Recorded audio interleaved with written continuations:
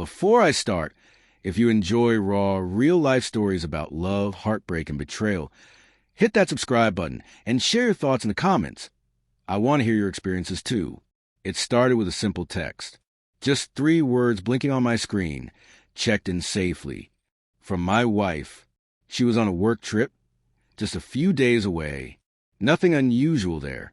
But when I looked at my reply, I didn't send the usual, "Good, have fun." Instead, 6 words escaped my fingers before I could stop them. "I can't wait to forget you." I didn't even know why I sent it. Maybe it was a mixture of fear, suspicion, and the gut feeling that had been growing quietly for weeks. At first, I hoped it was a mistake, a misfire of my own restless mind. I stared at my phone, thumb hovering over the send button. Too late. It was already delivered. Her response came almost instantly. What do you mean?" I didn't answer right away. I just sat there, remembering the small things that didn't make sense lately.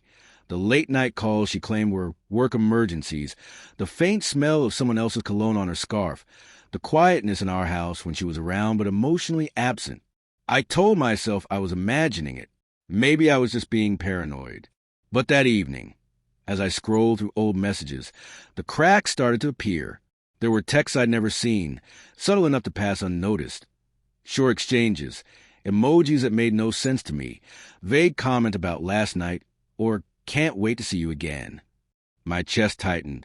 I felt dizzy, betrayed not by what I had seen, but by the possibility that I'd been living with a stranger.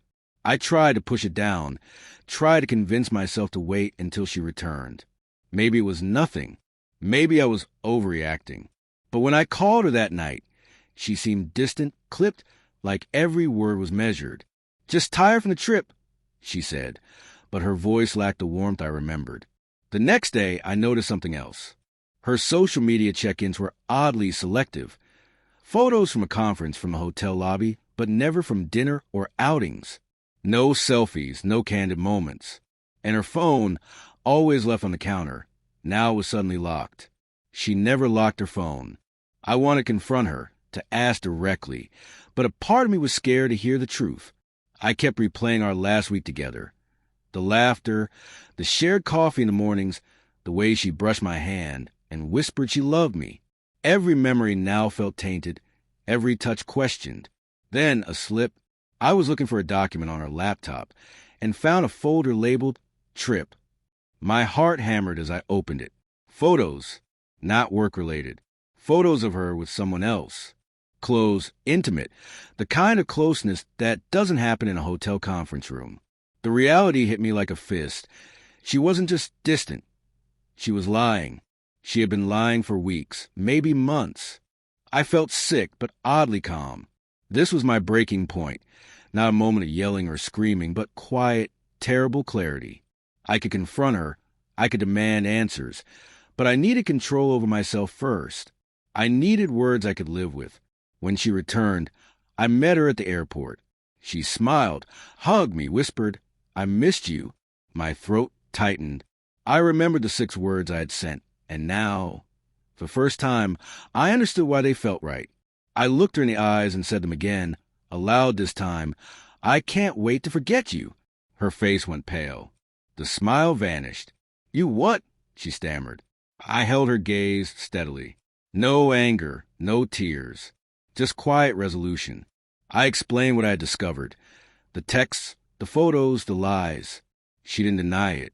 She tried to justify it, saying she felt lonely, disconnected, and that it wasn't about me, but about her. That part I understood. I really did. Love is complicated. People fail, hearts wander. But understanding didn't heal the wound. It didn't erase the betrayal. We didn't fight. We didn't scream. We sat in silence, the kind that stretches longer than any argument ever could. Finally, I told her I needed space, that I couldn't be with someone I couldn't trust, no matter how much I loved her. She nodded, tears brimming, finally understanding the weight of her choices. Driving home alone, I felt a strange mixture of heartbreak and liberation. Memories of our life together flashed by, each one bittersweet. And yet, there was a glimmer of something else. Strength. I could rebuild. I could learn to trust myself again, to choose love for me before anyone else. Some nights I still replay those 6 words, and I realize they weren't just a response. They were my boundary, my statement of self-respect. And as hard as it is to forget, to heal, I know that I won't lose myself in someone else's betrayal. So here I am, sharing the story with you, because maybe someone else needs to hear it. Betrayal doesn't have to break you. It can teach you to stand taller, to love smarter, and to never settle for less than you deserve. And if you've ever been in my shoes, leave a comment. I want to hear your story too. Did you find your strength after heartbreak? How did you move forward?